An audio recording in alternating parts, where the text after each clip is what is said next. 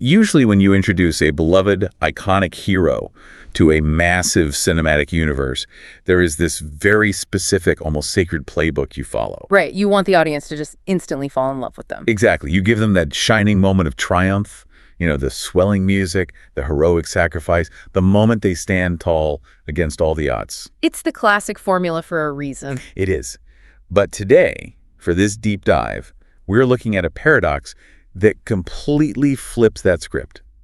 I mean, how on earth do you secretly lay the flawless foundation for an entire cinematic universe's next era by taking one of its most famous heroes and turning her into a straight-up, unapologetic villain? I mean, it sounds like narrative suicide on paper, but when you really dive into the mechanics of the world building and the character psychology, it actually reveals itself as a total masterstroke. It really does. Because we are witnessing this monumental transition in the overarching story. We're moving from a world where mutants are just these isolated, hidden individuals living quietly in the shadows. Kind of just myths to most people. Exactly. Moving from that to a sudden, very public, global existential crisis. The stakes shift from personal survival to worldwide panic just almost overnight. And today's mission for you, listening right now, is to explore exactly how this happened. We are jumping right into this overarching narrative to reveal how it perfectly sets up the entire Mutant saga. There is so much to unpack there. Oh, absolutely. We are going to explore the incredibly messy psychology of these characters, the secret biological history of mutant genetics, and how a few seemingly small, intensely personal actions are about to trigger just catastrophic worldwide consequences. It is a profound cascading effect. We are looking at one specific localized trauma that triggers a chain reaction, and it permanently alters global politics, human biology, and basically the fundamental definition of what it actually means to be human in this universe. Okay, let's unpack this. We have to start with the core mystery at the center of all this chaos, which is the Jean Grey paradox. Yeah. In the beginning of this narrative, Jean and her sister are not heroes, and they aren't villains either. They are victims. They have been subjected to horrific, inhuman experiments by that government organization, Damage Control. Yeah, and that trauma is the catalyst for everything. Exactly. And driven by this desperate, clawing need to find her missing sister, Jean makes some incredibly dark, morally dubious choices. Putting it mildly, honestly. I mean, she fundamentally crosses the line of what we consider heroic behavior. She absolutely obliterates the line. Yeah. She is causing massive citywide destruction. She is violently violating people's minds, literally stripping away their free will to extract information. Yeah. She almost kills Peter Parker, and she essentially breaks the mind of Bruce Banner. Which, if you think about the sheer psychic fortitude of the Hulk, breaking Banner's mind is a terrifying testament to her raw power. Oh, for sure. It is an act of telepathic brute force that most beings in the universe just couldn't even dream of achieving. I do have to push back on this storytelling choice for a second, though. Because as a fan of these characters, it feels incredibly jarring. I can see that. Isn't taking a foundational pure hero and making her a villain just, way too risky for a mainstream audience? It feels akin to introducing Superman to a brand new audience by having his very first scene be him aggressively robbing a bank and threatening hostages. That is quite the image. Right. You risk alienating the viewers completely before the character's journey even really begins. I completely understand the hesitation, and the Superman comparison is apt if we were dealing with a traditional paragon of virtue. But, we have to look at the history of how Jean has been portrayed conceptually. Okay, fair point. In past iterations, she has often been flattened out. She gets written as this pristine, flawless woman who basically can do no wrong. She has very little personality unless she happens to be possessed by a cosmic firebird. At which point she just goes completely crazy. Exactly. Frankly, it made her a bit boring as a standalone character. But in the original conceptual lore, Jean is a furnace of contradictions. A furnace of contradictions. I like that. It gives her an edge. Right, because she is immensely loving, but she's also capable of burning fury.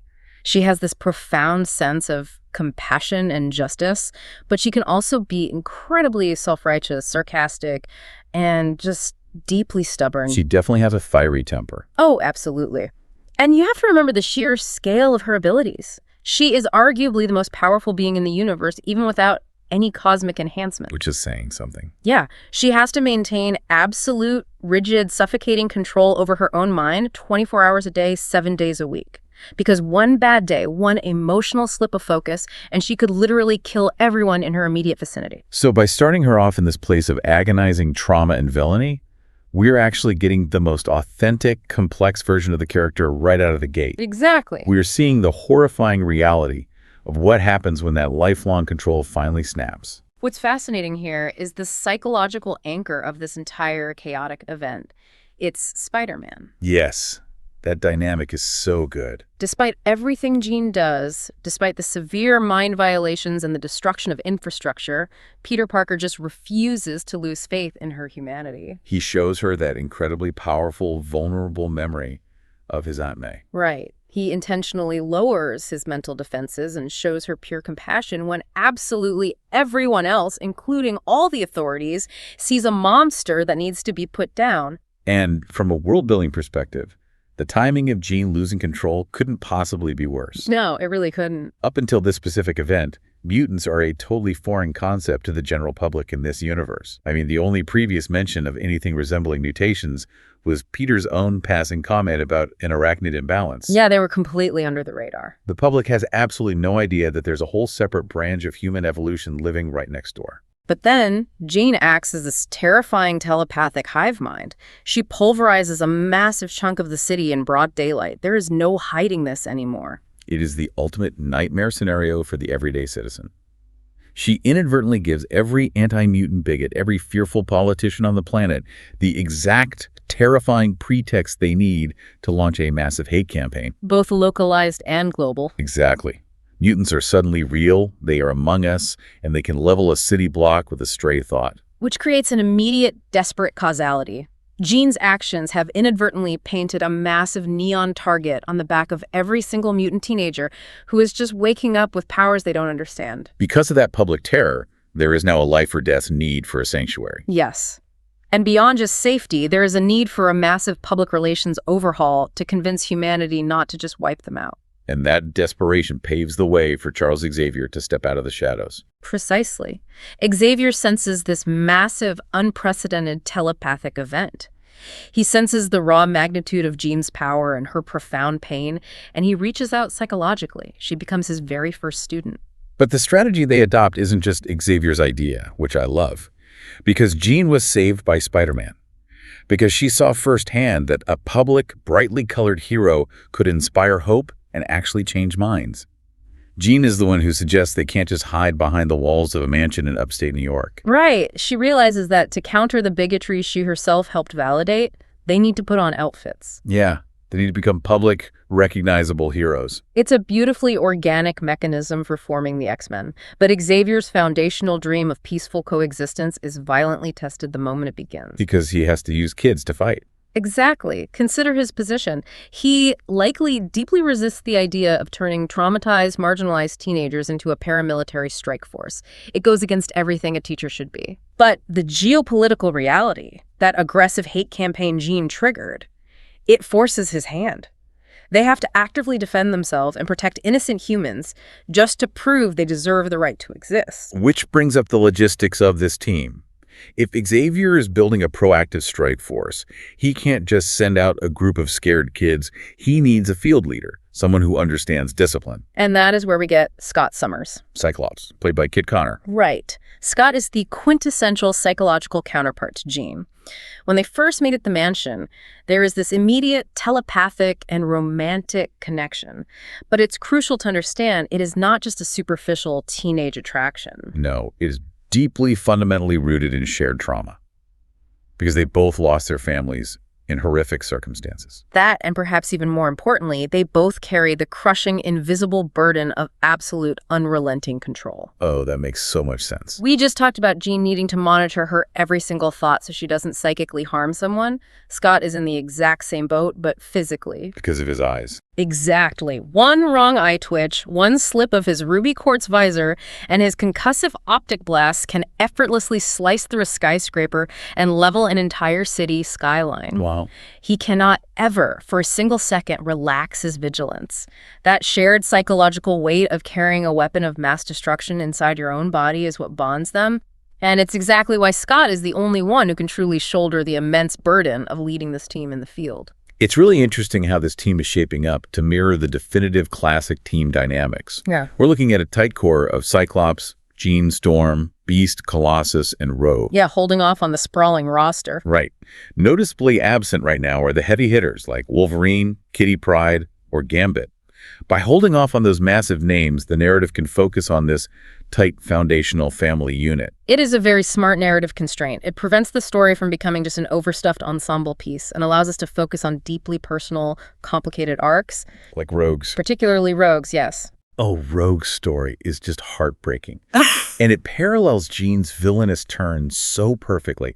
I mean, Rogue has this mutation where she absolutely cannot touch another human being skin to skin without violently absorbing their life force, their memories, and their powers. It is an incredibly isolating, physically and emotionally traumatic existence. And because of that intense vulnerability and isolation, she is easily manipulated. She's adopted by the shapeshifter Mystique, she's inducted into the Brotherhood of Evil Mutants, and she is led down a very dark, militant path. Yeah, in this timeline, she actually attacks Captain Marvel, completely stealing Carol Danvers' powers and effectively breaking Carol's mind for a long time. Which, as a quick aside, brilliantly explains why Carol Danvers is completely absent during that massive cosmic conflict we saw coming up. It ties the universe together seamlessly. The connective tissue is definitely there. But the absolute key to Rogue's redemption story is Jean Grey. Yes, because Jean has been the villain. Jean has been consumed by anger, grief, and trauma. So Jean uses her own dark past to telepathically reach out to Rogue and guide her back to the light. It's a perfect mentor dynamic. Think of it this way. If you have a brilliant but incredibly troubled teenager who is using their skills to hack into national bank mainframes, you don't send a uniformed beat cop to mentor them. No, they wouldn't listen at all. Exactly. You send a former black hat hacker, someone who has been in the dark, who knows the intoxicating thrill and the anger of breaking the rules, but who found a way out. Jean is essentially the ultimate reformed black hat hacker for the mutant world. That is a phenomenal analogy. She shows Rogue that her trauma and her past crimes do not have to dictate her future. It's this beautiful full circle moment where Jean is paying forward the exact grace and forgiveness that Spider-Man showed her when she was at her lowest. I love that. But I have to say, the narrative doesn't let them stay in that hopeful place for long. Because just as Jean finds her noble purpose in saving other mutants, the very hero who inspired her Spider-Man accidentally hands the government the ultimate weapon to destroy them all. We are talking about the inhibitor chip. The inhibitor chip. I'm still reeling from the mechanics of this. Peter Parker, being the absolute genius he is, created this localized technology to sedate his own powers when they were overwhelming him. Right. But in doing so, he also inadvertently created a universal version that perfectly, completely shuts down Jean's mutant abilities. And instead of destroying it, what does he do? He hands this technology directly over to damage control. A government organization that has already explicitly demonstrated that they view anyone genetically different as a threat to be violently managed or eliminated. It is the most brutal, agonizing irony. Peter's ultimate act of mercy, inventing a non-lethal scientific way to subdue Jean without physically hurting or killing her, is instantly perverted by the bureaucracy into a weapon of mass mutant enslavement. If we connect this to the bigger picture, this is a recurring, tragic theme in human history. Institutional fear almost always weaponizes pure scientific discovery. Always. Damage control doesn't look at mutants as scared citizens needing help or integration. They see them as dangerous, unpredictable resources that must be controlled at all costs. So they take Peter's well-intentioned chip and immediately reverse engineer it into mutant inhibitor collars. Which is the first heavy domino falling in a very dark chain of events. Once you have collars that turn off powers, it paves the way for the Sentinels, those giant government-funded mutant hunting robots. Yep. That inevitably leads to mutant supermax prisons. And eventually, all of this infrastructure leads directly to the tragedy of Genosha, an island sanctuary for mutants that gets turned into a mass graveyard. And consider the massive political fallout within the superhero community itself. You are laying the groundwork for an inevitable ideological war between the Avengers and the X-Men. Because of Spider-Man. Exactly. The mutants are going to look at Spider-Man, an Avenger, and see the literal architect of their enslavement. Furthermore, the Hulk already harbors deep personal resentment toward Jean for telepathically breaking his mind. So the battle lines aren't just drawn by simple misunderstandings. No, they are drawn by deep, unresolvable betrayals and genuine trauma. But wait, damage control isn't just acting on their own bureaucratic fear, are they?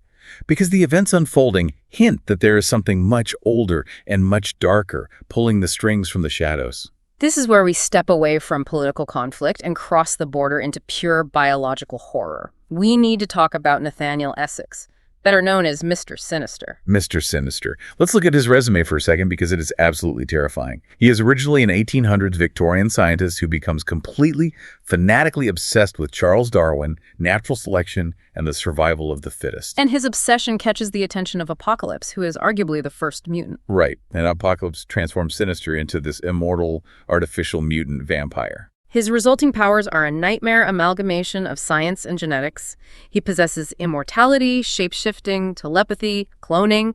He can even control his own body at the molecular level, much like the liquid metal T-1000 from Terminator. He is incredibly difficult to kill. Extremely. But his real weapon isn't his shape-shifting, it's his mind. He has been manipulating human and mutant evolution from the shadows for over a century. And here's where the underlying science of the cinematic universe gets a massive, brilliant upgrade. Do you remember that whole extremist incident from past events? The regenerative treatment that notoriously caused subjects to either violently explode or gain immense fire powers. Right. Back then, it was established by scientists that extremists worked because it utilized an empty slot in the human brain to rewrite DNA. It was a biological mystery. Right. But we now know that for a very specific subset of humanity, that slot isn't empty at all. It is the exact location that houses the X gene. Boom. And the X gene is a complicated piece of biology. It requires a catalyst to activate. It doesn't just turn on when you're born. No, it is typically triggered by the intense hormonal changes of puberty, or, crucially, by severe, life-threatening psychological or physical trauma. So what does this all mean?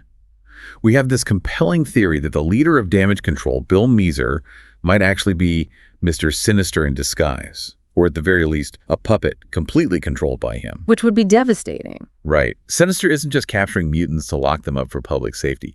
He is intentionally pushing mutants, especially incredibly powerful ones like Jean, to their absolute breaking point. He is intentionally inflicting profound trauma to brute force their evolution. Yes. It's like, imagine your computer hardware has incredible hidden capabilities, but the only way to unlock them is to intentionally upload a malicious software update. A virus, basically. Exactly. An update designed to crash the entire operating system over and over and over again until the hardware is forced to adapt and upgrade just to survive. Sinister is crashing the human mind with trauma to literally force the mutant body to biologically upgrade. This raises an important question about the ethics of evolution. Sinister represents the cold, ruthless application of science, utterly devoid of empathy. He looks at human suffering as nothing more than a necessary mathematical variable for genetic progress. Just numbers on a board to him. Exactly. He's particularly obsessed with combining the specific DNA of Jean and Scott, believing their unique genetic makeup will birth the ultimate flawless supermutant. Wow.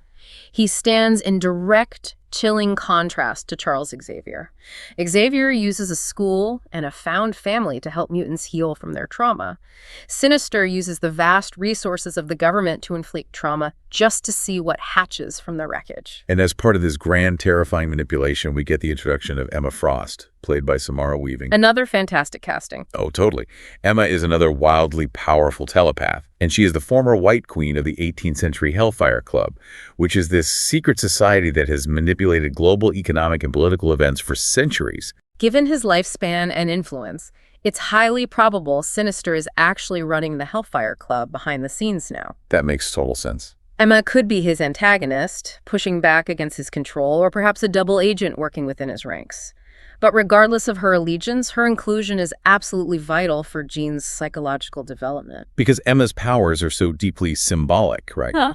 Emma doesn't just read minds like Jean or Xavier. She has a secondary mutation where she can turn her entire body into flawless organic diamond. It is the ultimate psychological defense mechanism made literal. Her diamond skin is a physical manifestation of shielding herself from the trauma of the world. She becomes cold, impenetrable, and completely closed off to emotion. Exactly. So when Jean confronts Emma, she isn't just fighting another incredibly powerful villain. She is confronting a dark mirror of her own psyche.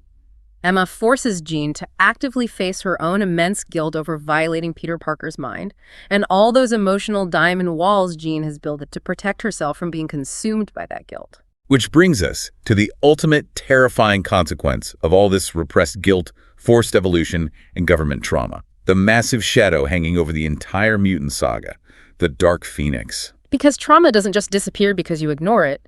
If Xavier tries to help Jean cope by placing psychic blocks in her mind, suppressing her immense powers so she doesn't have to face her guilt or accidentally hurt anyone, it is only a temporary fix. It's putting a tiny Band-Aid on an active volcano. Exactly that. At some point, the pressure will be too much. She is going to have to unlock those suppressed powers, likely in a desperate bid to save the person she loves most, Scott, from Sinister's brutal machinations. But unleashing that raw, unsuppressed telekinetic and telepathic power after holding it back for so long is like sending a massive blazing flare into deep space. It will inevitably attract the cosmic phoenix entity. And this is where the true, beating emotional heart of this saga reveals itself. It's not just about fighting anti-mutant bigots in the streets or battling giant sentinel robots in the sky. No, not at all. It is fundamentally about Jean Grey learning to accept her own flaws. It's about overcoming her deep-seated trauma and learning to wield her incredibly fearsome power without losing her humanity in the process. If she can't find a way to forgive herself the way Spider-Man forgave her, she won't just be a localized threat. She will become the literal destroyer of worlds. All the external conflicts, the government agencies, the giant robots, the sinister scientists, they are really just a loud, violent reflection of the internal, quiet war for Jean's soul. It really makes you think about how easily fear can be weaponized, doesn't it? For you, the listener, looking at our own real world, it's unfortunately so easy for institutions to point at a singular destructive event or a misunderstood group and use it to justify broad sweeping oppression under the guise of public safety. It happens all the time. Right. But on a personal, much more hopeful level, this story also reminds us that our past mistakes, even our absolute darkest moments, don't have to define our future. Spider-Man proved that to Jean by showing her grace. Jean turned around and proved that to Rogue by pulling her out of the darkness. It is a beautiful cycle of grace. But I want to leave you with one final, deeply chilling thought to mull over, something that perfectly bridges the complex biology and the fearful politics we've discussed today. Okay, I'm ready. We established earlier that severe, life-threatening trauma is the specific biological trigger that awakens the dormant X gene in the human brain. If that scientific fact is true, then society's anti-mutant bigotry is not just politically cruel, it is a literal biological self-fulfilling prophecy. Wait, break that down for me. Think about the mechanics of it. By violently persecuting people out of blind fear, by hunting teenagers through the streets with sentinels, by ripping them from their homes and throwing them into brutal supermax prisons, these bigots aren't actually suppressing a threat. Oh my God. They are systematically inflicting the exact massive trauma required to trigger the X gene on a global scale. The government is literally manufacturing a generation of incredibly powerful, deeply traumatized gods who now have every justifiable reason to hate them. The harder humanity tries to violently control the course of evolution, the more they are actively engineering their own extinction. Wow. They are pressing the launch button themselves, all while boldly claiming they are trying to disarm the missile. The tragedy is baked right into the system. So we are right back where we started. You introduce a world by breaking a hero, and you build an entire sprawling universe on a foundation of brilliant, terrifying trauma. And the only thing standing between that trauma and total annihilation is whether or not these characters can learn to forgive themselves.